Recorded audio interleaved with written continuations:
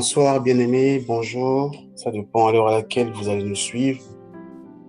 Nous allons prendre nos Bibles dans le livre de Jean. Nous allons lire Jean 6. On va commencer à partir du verset 5. Je dirais jusqu'au verset 13. Jean 6, de 5 à 13. Je lis à la version du Semeur. Jésus regarda autour de lui et vit une foule nombreuse venir à lui.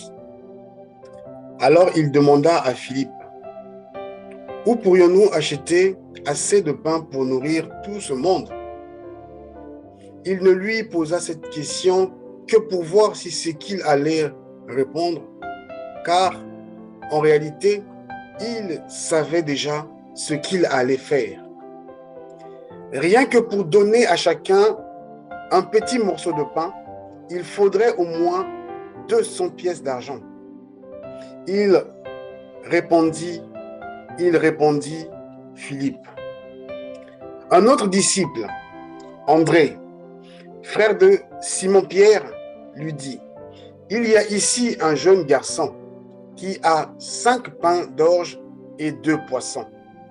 Mais qu'est-ce que c'est cela pour autant de monde? Dites-leur à tous de s'asseoir, leur ordonna Jésus.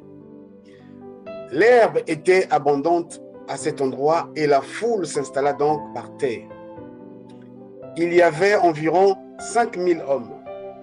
Jésus prit alors les pains, remerciait Dieu, puis les fit distribuer à ceux qui avaient pris place sur l'herbe. Il leur donna aussi autant de poissons qu'ils en désiraient. Quand ils eurent tous mangé à leur faim, Jésus dit à ses disciples: ramassez les morceaux qui restent pour que rien ne soit gaspillé. Ils les ramassèrent donc et remplirent 12 paniers avec ce qui restait des 5 pains d'orge qu'on avait mangés. Bien-aimés, nous connaissons tous ce passage biblique où Jésus a eu à multiplier les pains et les poissons parce qu'il y avait une foule qui ne cessait de le suivre. Et pendant ses discours, il arrivait peut-être à garder longtemps le monde. Il fallait nourrir tout le monde.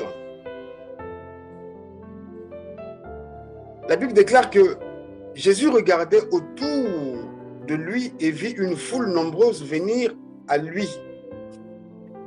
Qu'est-ce qu'il fait Jésus? Il pose la question à un de ses disciples. Il pose la question dans le but de savoir qu'est-ce que ce dernier va lui répondre.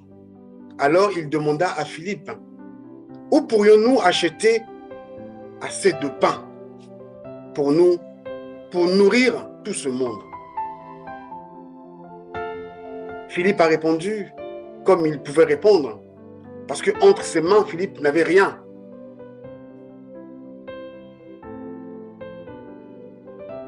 André aussi a répondu à sa façon, en disant que tiens, il y a un petit jeune qui est ici, a quelque chose, mais la chose que le petit jeune homme a ne peut pas répondre aux besoins de tout le monde. Bien-aimés, Jésus a multiplié les pains et les poissons à la base de quelque chose. Le message m'est arrivé de sorte à dire que nous avons tous quelque chose. Dieu a donné à tout un chacun de nous quelque chose. Et que le Dieu par lequel nous cherchons, le Dieu sur lequel nous parcourons, le Dieu sur lequel nous attendons au miracle, c'est un Dieu de multiplication. Mais Dieu ne peut multiplier quelque chose à condition que toi tu puisses lui présenter cette chose. Raison pour laquelle il pose la question à ses disciples. La question a été posée expressément parce qu'ils savaient entre les mains des disciples, ils n'avaient rien. Ils sont venus comme ça bredouille. Il dit: où pourrions-nous acheter assez de poissons pour nourrir tout ce monde? La Bible dit: il ne lui posait cette question que pour voir ce qu'il allait répondre, car en réalité, il savait déjà ce qu'il allait faire. Il savait déjà que dans la foule, il y avait au moins un enfant prudent qui a pu ramener quelque chose. Il savait pertinemment que ses disciples n'avaient rien entre leurs mains. Il savait que la foule qui était arrivée aussi était venue comme ça. Mais sachant que Dieu a doté à tout un chacun de nous quelque chose. Dieu a mis quelque chose dans tout un chacun de nous. Dieu nous a tous confié quelque chose, bien-aimé. Combien que nous puissions marcher ici et là, mais on doit se rendre compte du don, de la grâce, de la puissance ou de quelque chose que Dieu a déposé en nous. Jésus n'a pas opéré ce miracle du néant. Mais heureusement encore, il y avait ce petit jeune prévoyant. Il s'est dit, je vais me retrouver là où il y a Jésus. Il s'avère qu'il puisse déborder en temps. Parce que le Seigneur, quand il conduit, il ne regarde pas par rapport à l'heure. Nous sommes nombreux à regarder à notre montre. Mais des fois, on peut être conduit au-delà d'une certaine heure. Mais comment faire si le ventre arrive à réclamer? Le petit jeune avait sur lui ses 5 pains d'orge et 2 poissons. C'est à la base de ça. Jésus s'est dit, je ne peux pas opérer un miracle sans pourtant qu'il y ait quelque chose. Qu'as-tu entre tes mains? Qu'as-tu dans ton cœur? Qu'est-ce que tu as comme talent? Qu'est-ce que tu peux donner ou à ce que Dieu puisse multiplier? Bien-aimé, triste est de constater, nous sommes nombreux à venir auprès du Seigneur bras ballants. Nous sommes nombreux à venir auprès du Seigneur vide. D'où la question a été posée à Philippe. André perplexe, j'ai dit, mais tiens, mais c'est sûr que le maître veut multiplier quelque chose. Tout nombre multiplié par 0 égale 0. Tout nombre multiplié par 0 est nul, bien-aimé. Regarde entre tes mains, entre tes pieds. Regarde au-delà de toi. Qu'as-tu que tu peux doter, que tu peux donner à la Philadelphie? Qu'as-tu que tu peux emmener afin que Dieu puisse multiplier cela? Nous sommes nombreux à courir derrière les miracles. La dernière fois, je nous ai dit, ce n'est pas moi qui l'ai écrit. La Bible déclare que c'est la parole de Dieu qui dit, voici des miracles qui accompagneront ceux qui auront cru. Voici des miracles. Donc, ça veut dire que quand tu crois, les miracles t'accompagnent. Si les miracles ne t'accompagnent pas, il y a quelque chose qui cloche quelque part. En lisant ce passage là plus loin, la Bible dit quoi? La Bible dit, je reprends au début, la Bible dit au verset 1, la Bible dit, après cela, Jésus passa sur l'autre rive du lac de Galilée, appelé aussi lac de Tibéria. Une foule immense le suivait. Une foule immense le suivait, attirée par quoi? Attirée par les guérisons miraculeuses dont elle avait été témoin. La foule suivait pourquoi? Parce que la foule a vu des miracles, des guérisons qui arrivaient. Mais entre tes mains, qu'as-tu? Tu connais la parabole des talents. Qu'est-ce que tu as donné à contribution à la Philadelphie, dans ton foyer, pour démontrer à l'autre que voilà, je ne viens pas bras ballants, je viens avec quelque chose. Les disciples étaient là perplexes. Je viens te dire ce soir, de la manière où cette pensée m'est arrivée, Satel, tu as quelque chose entre tes mains. Pour que Dieu puisse fructifier cette chose, tu dois présenter cela à Dieu. Pour que Dieu puisse opérer des miracles, tu dois présenter cela à Dieu. Je vais te partager encore un autre passage dans la parole. On va lire dans Exode. Je prends Exode 4, on va lire le verset 2. Exode 4, le verset 2. Tu connais aussi cette histoire-là. Je ne t'apprends rien. Ça parle de Moïse. Dieu pose la question à Moïse. Il dit, qu'as-tu dans la main? Lui demanda l'Éternel. Qu'as-tu? Parce que j'ai envie d'opérer un miracle. Mais pour que j'opère un miracle, il me faut quelque chose. Qu'as-tu dans ton cœur? Qu'as-tu à me présenter? C'est comme un mari et une femme. Qu'est-ce que tu as à présenter à l'autre? L'amour ne se nourrit pas d'eau fraîche et je ne sais pas de quoi. Mais qu'as-tu à présenter? La chose que tu dois présenter doit être palpable. C'est pour ça que Jésus a demandé à ses disciples, mais où est-ce qu'on peut acheter du pain? La question était ironique. Bien-aimé, on va encore lire dans le livre de Juges. On va prendre Juges 6, on lira le verset 14. Juges 6 au verset 14. Alors l'Éternel se retourna vers lui et dit, avec cette force que tu as, parce que Dieu ne peut pas créer quelqu'un vide, avec force que tu as, et délivre Israël des Madians. N'est-ce pas moi l'Éternel qui t'envoie? Parce que Dieu ne peut pas envoyer quelqu'un qui n'a rien. Tu dois avoir quelque chose et tu possèdes quelque chose avec toi. Tu dois t'observer. Il y a forcément un talent que tu as, que tu négliges. Il y a forcément une capacité que tu as, que tu négliges. Il faut présenter cette capacité à Dieu afin que lui puisse multiplier encore davantage. L'excellence se travaille. La force se travaille.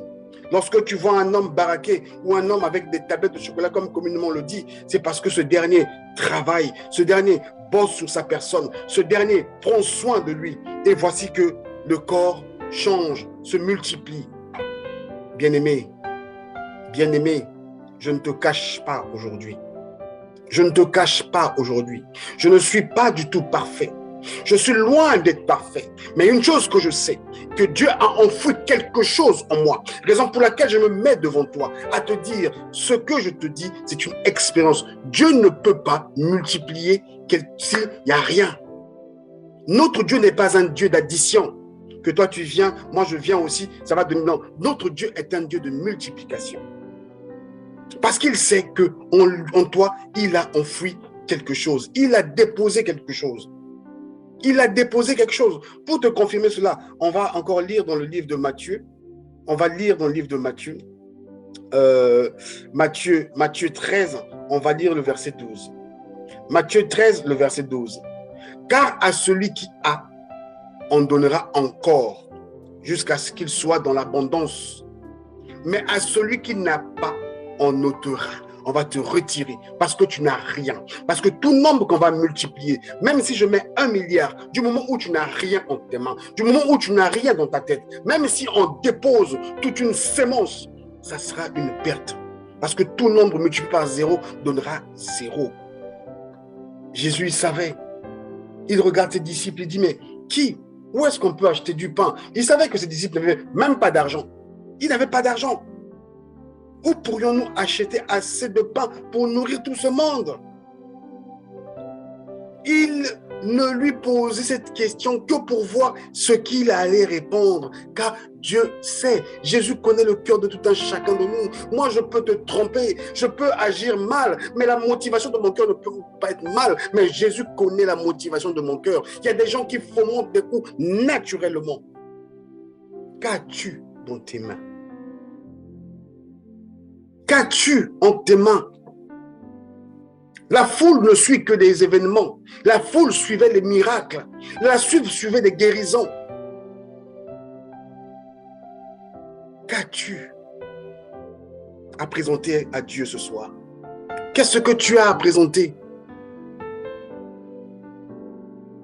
Vas-tu te comporter comme les disciples ou tu seras comme le jeune homme? Pareil, bien-aimé. On peut lire ça aussi dans la parabole des 10 vierges.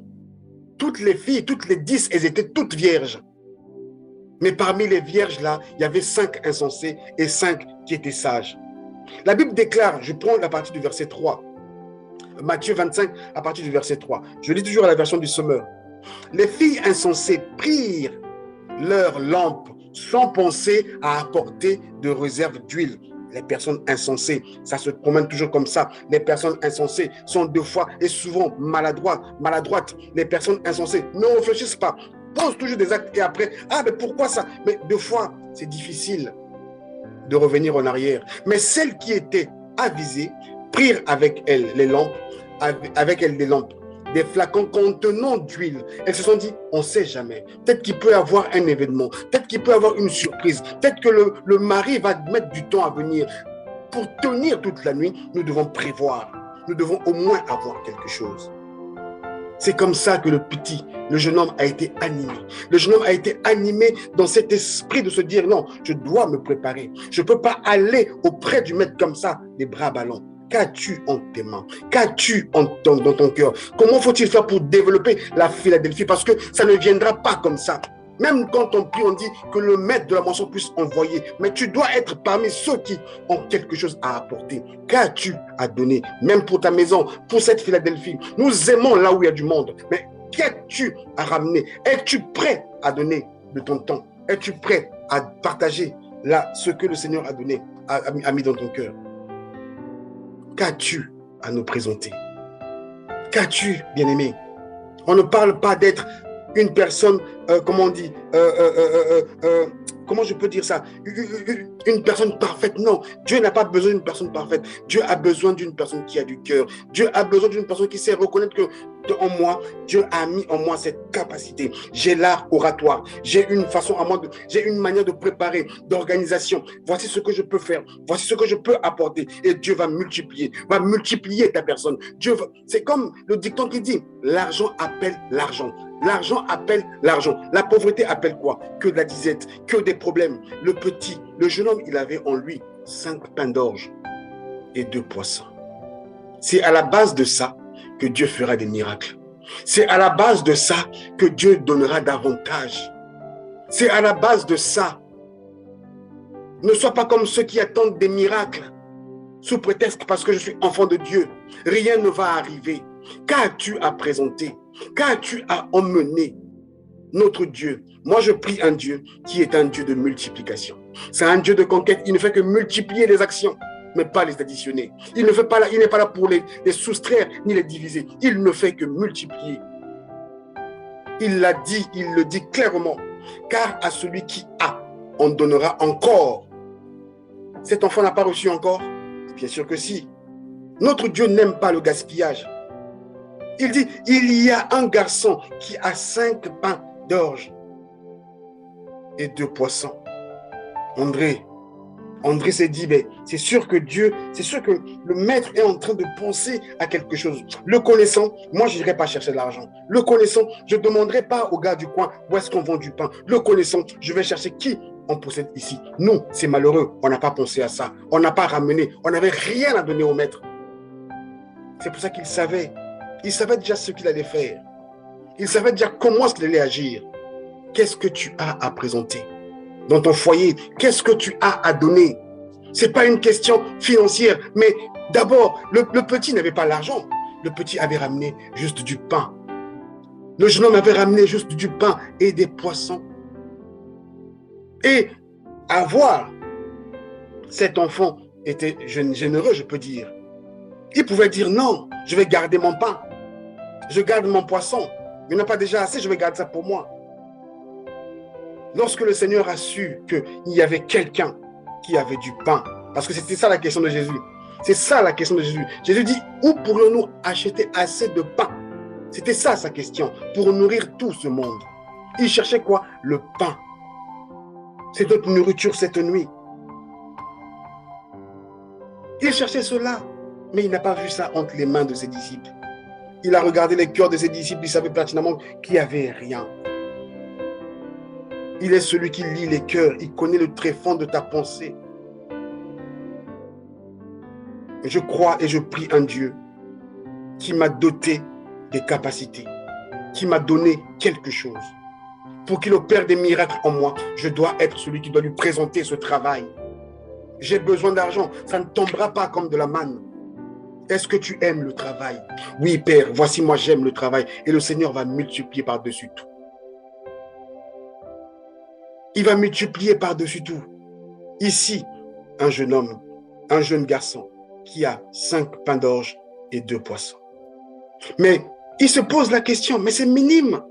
Toi, tu te poses la question, mais tu as celui qui opère des miracles avec toi. Ça veut dire que même André ne connaissait même pas Jésus. Parce qu'il s'est encore posé la question en disant, mais qu'est-ce que cela pour autant de membres? Jésus-Christ dit, dites-leur à tous de s'asseoir. Dites-leur à tous de s'asseoir. Leur ordonna Jésus. Jésus a donné l'ordre. Et là, il y avait quoi? Il y avait environ 5000 hommes. Jésus a pris le pain, a pris les pains de l'enfant. Il remercie Dieu pour cela. Puis il les distribua. Il commençait à distribuer à ceux qui avaient pris place sur l'herbe. Et il leur donna aussi autant de poissons qu'ils en désiraient. Je vous donne maintenant à votre tour. Voici, tenez de quoi manger. Tenez. Vous n'êtes pas venu vide. Vous ne repartirez pas aussi vide. Pour que moi je puisse multiplier, présente-moi ce que tu as. Cet enfant a présenté. Bien-aimé, notre Dieu n'aime pas le gaspillage. Notre Dieu n'aime pas le gaspillage. Vous connaissez très bien la parabole des talents. Celui qui avait pris son talent, l'a caché le talent, il dit, le maître, il est méchant. Vous connaissez la sentence du maître par rapport à ce dernier. Ici, Jésus nous le prouve.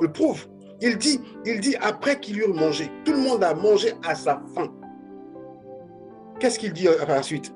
Il demande aux disciples de ramasser les morceaux qui restaient parce qu'il en avait tellement en abondance. Il l'avait multiplié. Il est parti de 5, il l'a multiplié. Le nombre n'a pas été défini. Ramasser les morceaux qui restent pour que rien ne soit gaspillé. Le don que Dieu t'a donné. Tu passes ton temps sur des téléphones portables. Tu passes ton temps devant la télévision. Tu passes ton temps devant les copains et les copines. Tu passes ton temps à papoter, à faire le quacato comme on dit. Tu passes ton temps à perdre les capacités que Dieu a mis en toi. Or, le pain de Dieu ne se gaspille pas. Le talent que Dieu a enfoui en toi est un pain de Dieu. Il a besoin de ça pour multiplier. Moïse avait un bâton. Il a dit à Moïse, avec ce que tu as, je ferai des miracles avec ça. Je ferai des merveilles avec ça. Va avec la force que tu as. Va avec ce bâton. Va. Bien-aimé, qu'as-tu dans tes mains? Qu'as-tu au-dedans de toi? Qu'as-tu dans ton cœur? Pareil pour la veuve de Sarepta. Vous connaissez très bien l'histoire de la veuve de Sarepta. Qu'est-ce qu'elle avait? Un peu de farine et un peu d'huile. Et l'homme de Dieu a dit quoi pour cette femme? Qu'as-tu pour opérer des miracles?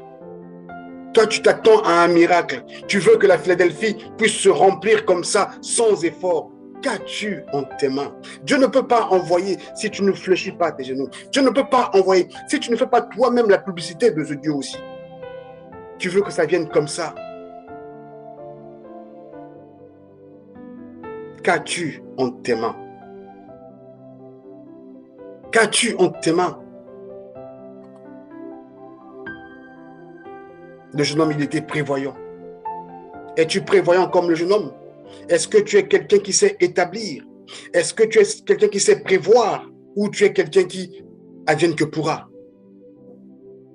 Les disciples étaient dans cette configuration-là. Ah, lui, il est habitué à opérer des miracles. C'est bon, advienne que pourra. On va avec lui comme ça. Mais la foule commençait à venir. Jésus s'est dit, mais quelle responsabilité, mais comment je dois faire? Pour les garder là, ils doivent manger. Il est écrit que l'homme ne vivra pas de pain seulement, mais pour qu'ils puissent recevoir ma parole en paix. Mais ils doivent aussi manger quelque chose. Mais qui a quelque chose avec quoi on peut opérer des miracles? Je te laisse le temps de parcourir la parole. Tu te rendras compte que le Seigneur part toujours de quelque chose pour multiplier la chose. Il partira toujours d'un point pour faire en sorte qu'il y ait de plus en plus, de plus en plus. Il partira d'un verre d'eau et il dit, les fleuves d'eau vive couleront dans ton sein parce que tu as donné qu'un seul verre d'eau. Il partira de quelque chose. Tu veux un miracle dans ta vie? Qu'as-tu en tes mains? Qu'est-ce que tu as à donner pour que le miracle, pour que Dieu puisse fructifier cela? Nous sommes nombreux à pouvoir courir. Je le dis souvent parce que oui, beaucoup de personnes cherchent des miracles, des guérisons, des miracles, des guérisons. La Bible dit à ceux qui croient, à tous ceux qui ont cru en son nom, à tous ceux qui ont cru, voici des miracles qui accompagnent. Il suffit que de croire. Mais en moi, il m'a déposé quelque chose sur lequel, à mon tour, je dois aussi ramener du peuple dans sa maison. Or, moi, je prie, Seigneur, remplis la maison de la Philadelphie, mais je ne partage pas les enseignements de la Philadelphie. Je ne fais pas connaître la Philadelphie autour de moi. Mais comment Dieu va multiplier? Il va multiplier comment? Comment Dieu va emmener du monde? Là où tu es nourri, tu ne partages pas. Tu vas déjà là où il y a du monde. La foule était comme ça aussi. La foule suivait quoi? La foule suivait les miracles. La Bible dit que la foule suivait les guérisons miraculeuses. Raison pour laquelle la foule venait. Ne sois pas de la foule. Sois distingué comme le petit jeune homme là. Sois distingué comme le jeune homme. Distingue-toi de la foule. Distingue-toi de la foule. La Bible dit, il y avait combien de personnes?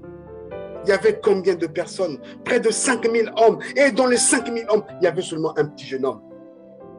Il y avait seulement un petit jeune homme. J'ai dit, Seigneur, fais de moi ce petit jeune homme.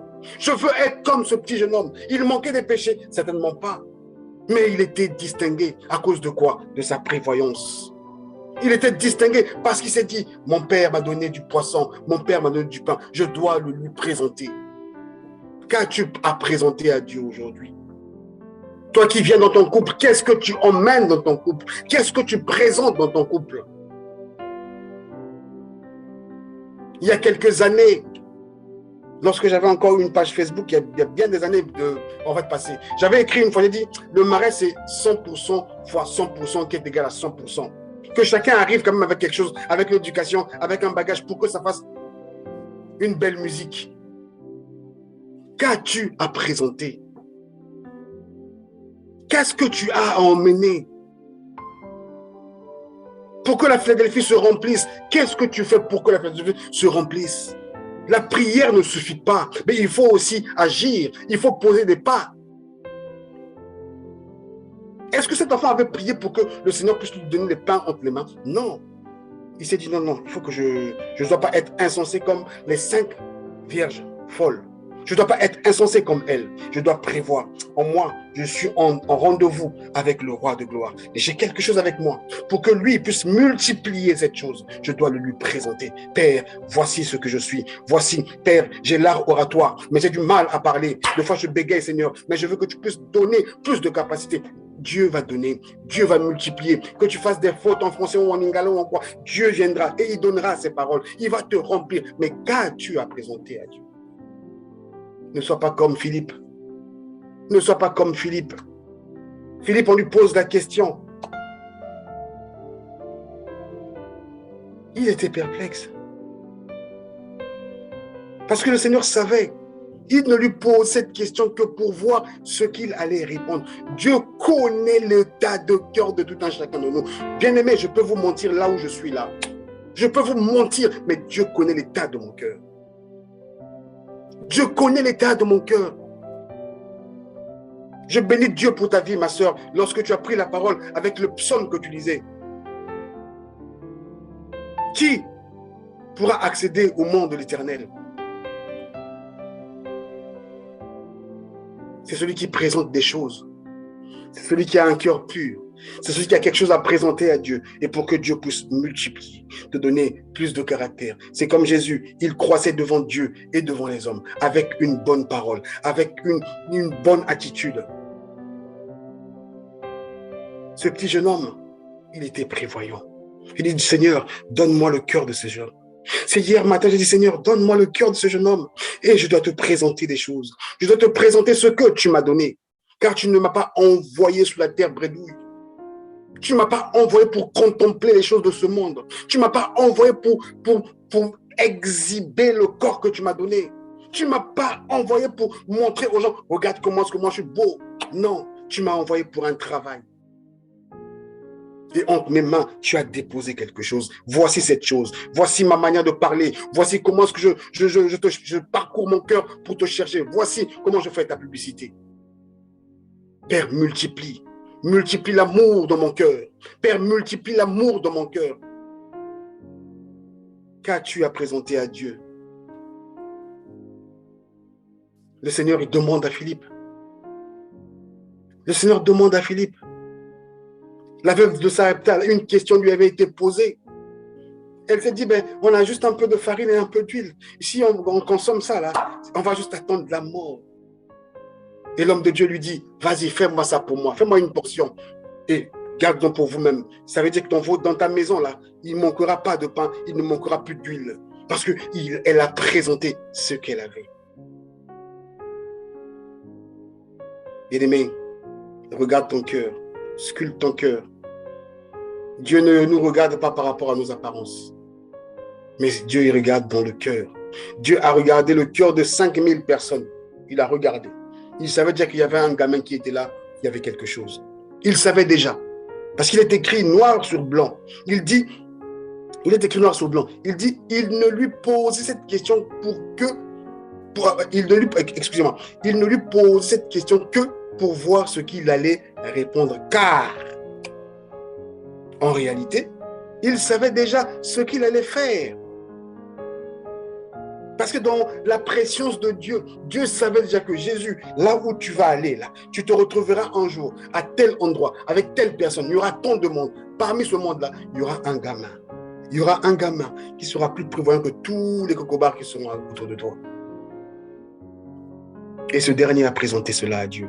Dieu l'a multiplié. Bien-aimé, si tu es comme moi, je crois à un Dieu qui multiplie. Je crois à un Dieu de multiplication. Je n'ai pas à répéter, à reproduire les mêmes choses. Je crois à un Dieu de multiplication. Il dit de gloire en gloire. De gloire en gloire signifie multiplication par multiplication. De gloire en gloire ne veut pas dire addition, parce que l'addition peut se stagner. La multiplication, c'est je prends un nombre, je multiplie par, je ne sais pas, 1 million ou 2 milliards. Quel sera le résultat? Mais si je prends le même nombre, je multiplie par 0, tout sera nul. Qu'est-ce que tu as à présenter? Est-ce que tu feras comme l'insensé à qui on a donné du talent, même si c'était qu'un talent, qui n'a pas pu fructifier? Ou tu seras comme ce petit jeune, comme les 5 vierges sages? Ou tu vas agir aussi comme Moïse qui a dit oui, le bâton là, je vais avancer avec. Lorsque je vais le présenter, ce bâton va se transformer en serpent. Parce que Dieu a dit. Dieu a dit. En tout un chacun de nos bien-aimés, Dieu a déposé en nous quelque chose. Tu as du pain et du poisson avec toi. Tu veux que du monde arrive à la Philadelphie, tu as du pain et du poisson avec toi. À la base de cela, le Seigneur va multiplier. Le Seigneur va multiplier, bien-aimé. Je ne m'inquiète de rien. Qu'est-ce que tu fais pour qu'il y ait multiplication? Si tu ne fais rien, le Seigneur ne fera rien. Le Seigneur accompagne nos actions. Mais à la base, on doit trouver dans tes mains, y a-t-il quelque chose? Avec quoi je vais opérer mon miracle? Avec quoi? À la base de quoi? Tu as un cœur noir. À la base de quoi je vais opérer mon miracle? Tu as un cœur défiant. Tu veux défier quelqu'un. À la base de quoi Dieu va opérer un miracle? À la base de quoi? Bien-aimés, nous devons tous aimer la parole de Dieu. Nous devons rester en communion avec la parole de Dieu. Nous devons garder cette parole dans nos cœurs et marcher avec. Le Dieu de grâce, de paix, il multipliera. Il fera des miracles. Voici les miracles qui accompagneront ceux qui auront cru. Je m'arrête là. Voici des miracles qui accompagneront ceux qui auront cru. Moi, je crois et ça va suivre. Moi, je crois, ça va se multiplier. Moi, je crois. Je ne crois pas seulement de la bouche. Je fais cette publicité de Jésus-Christ. Je crois au travers de la capacité que Dieu m'a donnée, de l'organisation, du sens de l'organisation. Je mets cela pour les autres. Moi, je crois. De la manière où Dieu a donné une capacité de parler, je crois, je mets cela. Je suis un garçon timide. J'ai été timide, je peux dire. Mais lorsqu'on est timide, on ne s'en rend pas compte qu'on détruit sa propre personne. Lorsqu'on est timide, on ne se rend pas compte. On peut avoir une bonne réponse quand on pose la question, mais la timidité te poussera à dire « Ah, est-ce que ça va être vrai? Est-ce que ça va être... » Non, je ne vais pas répondre. Quelqu'un d'autre à côté qui répond voici la réponse des timides. Ah, c'est ce que je pensais. Et pourtant, j'avais la réponse. J'aurais dû donner. Mais comme tu es timide, ça t'a bloqué. Et pourtant, c'est une capacité que Dieu t'a donnée. Pourquoi ne t'exprimes pas-tu comme cet enfant? Il dit, il y a quelqu'un qui a vu mes pains. Il y a quelqu'un qui a vu mes poissons. Et Jésus a pris ses poissons et ses pains, les a multipliés. Et tout ce que Dieu nous donne, Dieu n'est pas pour le gaspillage. Il demande aux disciples de tout ramasser, de tout ramasser. Il dit ramasser les morceaux qui restent pour que rien ne soit gaspillé. Ne gaspille pas ton talent, ne gaspille pas le don, ne gaspille pas le pain et le poisson qui sont en tes mains. Ne gaspille pas cela. Ceux qui ont créé des téléphones te volent du temps avec des notifications par-ci, des notifications par-là. Ne gaspille pas le pain et le poisson qui sont entre tes mains. Et ils ramassèrent et remplirent 12 paniers avec ce qui restait des 5 pains d'orge qu'on avait mangés. Bien-aimés, nous croyons à un Dieu. Je crois à un Dieu. Je te partage un Dieu de multiplication. Mais pour qu'il puisse multiplier, tu dois lui présenter quelque chose. Présente-lui quelque chose. Lorsque tu viens avec rien, rien égale 0.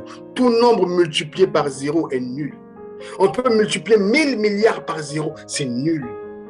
Mais si on multiplie 1000 milliards par 1, ça sera déjà 1000 milliards. C'est déjà quelque chose. On multiplie 1000 milliards par 2, ça va être, 2000 milliards, c'est quelque chose. Et ainsi de suite. Qu'as-tu à présenter au Seigneur? Voici ce que le Seigneur avait déposé dans mon cœur pour te partager. Que Dieu te bénisse.